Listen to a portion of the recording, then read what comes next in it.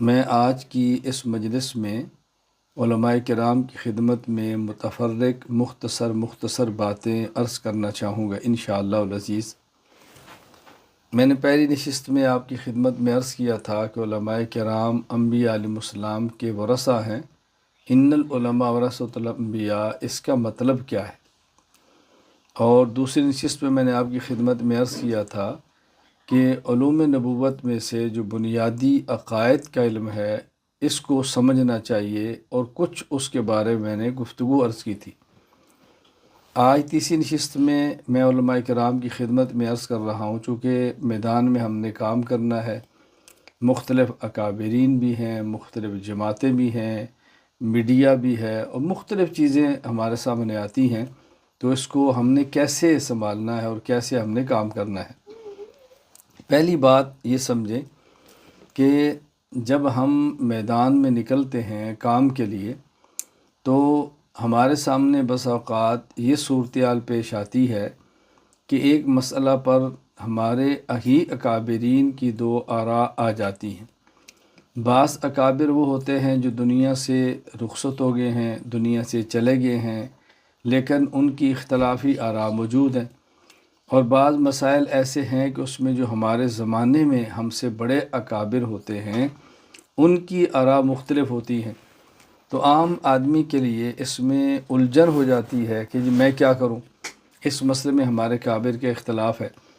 میں ایک نشست میں پہلے ہی میں عرض کر چکا ہوں کہ رسول اکرم صلی اللہ علیہ وسلم نے ہمیں صرف اپنا وارث نہیں فرمایا بلکہ انبیاء کا وارث فرمایا ہے، اور علماء انبیاء کے وارث ہیں۔ اس کا ایک مطلب یہ بھی ہے کہ انبیاء کرام کے عقائد میں اتفاق تھا، ہاں بعض انبیاء کی شریعت میں بعض فروعی مسائل دوسرے انبیاء سے مختلف تھے، تو یہ علماء چونکہ انبیاء کے وارث ہیں۔ اب اس حدیث کی روشنی میں اس کو سمجھنا کتنا آسان ہے کہ عقائد میں تو اتفاق ہے، اور بعض مسائل ایسے ہیں جو فروعی ہوتے ہیں اس میں اختلافات آ جاتے ہیں، اور جو فروعی اختلافات ہیں اس میں ہمارا طرز عمل کیا ہونا چاہیے۔ پہلے یہ بات دیکھیں، جو ہمارے گزشتہ اکابر ہیں جن کی آراء میں اختلاف ہے ان کی حیثیت کیا ہے۔ اگر ان کی حیثیت مجتہد کی ہے جس طرح ائمہ اربعہ ہیں، تو مجتہد کا تو مطلب یہ ہے کہ وہ اجتہاد کرے گا اور اپنی اجتہادی طاقت سے فروعی مسائل میں اختلاف کرے گا۔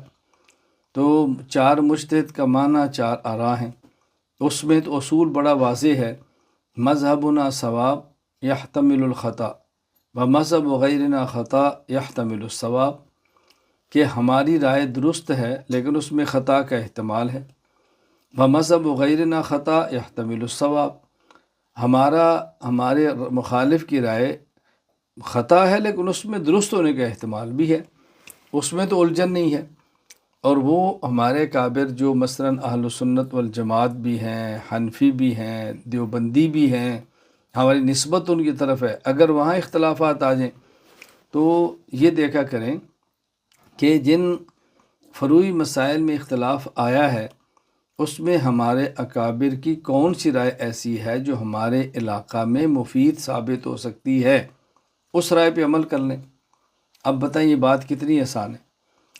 گزشتہ سالوں میں ہمارے ایک شدت کے ساتھ اختلاف ابھرا تھا اسلامی بینکنگ کے بارے میں۔ بعض کی رائے یہ تھی کہ اس میں بعض صورتیں جواز کی بھی ہیں، بعض کی رائے یہ تھی کہ یہ ساری حرام ہیں۔ تو میں نے اس وقت بھی اپنے حضرات سے گزارش کی تھی کہ آپ اپنے علاقے میں دیکھیں کہ آپ کو ضرورت کس بات کی ہے۔ جو بینک کی بعض صورتوں کو اسلامی نقطہ نظر سے جائز قرار دے رہے ہیں وہ بھی ہمارے اکابر ہیں، جو ناجائز فرما رہے ہیں وہ بھی ہمارے اکابر ہیں۔ تو ہماری ضرورت ہے، بینک کمپنی کھولنی ہو، ویزا لینا ہو، بینک سٹیٹ میں ضرورت پڑتی ہے، بہت سارے مسائل ایسے ہیں کہ اس کے بغیر بینک کے بغیر کوئی چارہ نہیں ہوتا۔ تو آپ ان کی رائے پر عمل کر لیں کہ جن کی رائے آپ کے علاقے میں مفید ثابت ہو سکتی ہے، اور باقی حضرات کی رائے کی تردید نہ کریں، اس کی غلط نہ کہیں، ان کی مخالفت نہ کریں، ان کی رائے کا احترام کریں۔ آج بھی ہمارے اکابر اگر کسی مسئلہ پر دو رائے آ جائیں ان کی، تو جن کے ساتھ آپ کا تعلق ہے، آپ وہاں پڑھے ہیں، آپ کا اصلاحی تعلق ہے، آپ ان کے ساتھ مل کے کام کر رہے ہیں، آپ ان کی رائے کو لے لیں اور بقیہ حضرات کی رائے کا احترام کریں، لیکن رائے کو قبول نہ کریں۔ یہ کوئی الجھن اور کوئی مشکل والی بات نہیں۔ اگر اس طرز عمل کو اختیار کریں گے تو انشاءاللہ کبھی بھی الجھن نہیں ہوگی۔ اور جن کے ساتھ آپ کی وابستگی ہوئی ہے، آپ ان کی رائے کو دوسروں کی رائے پر مسلط نہ کریں، کیونکہ میں دیکھتا ہوں ہمارے بسا اوقات ایسا ہوتا ہے کہ ہمارے بعض حضرات جن نے وہاں پڑھا ہے یا ان کے اپنے شیخ ہوتے ہیں یا جن کے ساتھ مل کر وہ کام کر رہے ہوتے ہیں، ان کی رائے کو دوسروں پر مسلط کرتا ہے۔ بھی ہمارے حضرت کی رائے یہ ہے، ہمارے حضرت یہ فرماتے ہیں، ہمارے امیر صاحب کو یہ فیصلہ، تو ٹھیک ہے، ان کی رائے، ہم ان کی رائے کا احترام کرتے ہیں، لیکن جس طرح آپ ہمارے کسی بڑے کی رائے کو قبول کرنے کے لیے تیار نہیں ہیں، تو آپ ہمارے اوپر اپنی رائے کو آپ مسلط کیوں کرتے ہیں؟ یہ کتنی آسان سی بات ہے۔ میں ہمیشہ پوری دنیا میں یہ بات کہہ رہا ہوں، بھئی جب میں کسی پر اپنی رائے مسلط نہیں کرتا تو آپ اپنی رائے میرے اوپر مسلط کیوں کرتے ہیں؟ جس رائے کو آپ بہتر سمجھتے آپ کام فرما رہے ہیں، جس رائے کو میں بہتر سمجھ پر میں کام کر رہا ہوں۔ خیر، خلاصہ یہ ہے، اگر کسی مسئلے پر موجودہ اکابرین کی رائے میں اختلاف آ جائے تو جن بقیہ حضرات کی رائے کی تردید نہ کریں، اپنی رائے پر مسلط نہ کریں۔ یہ بہت آسان سی صورت ہے۔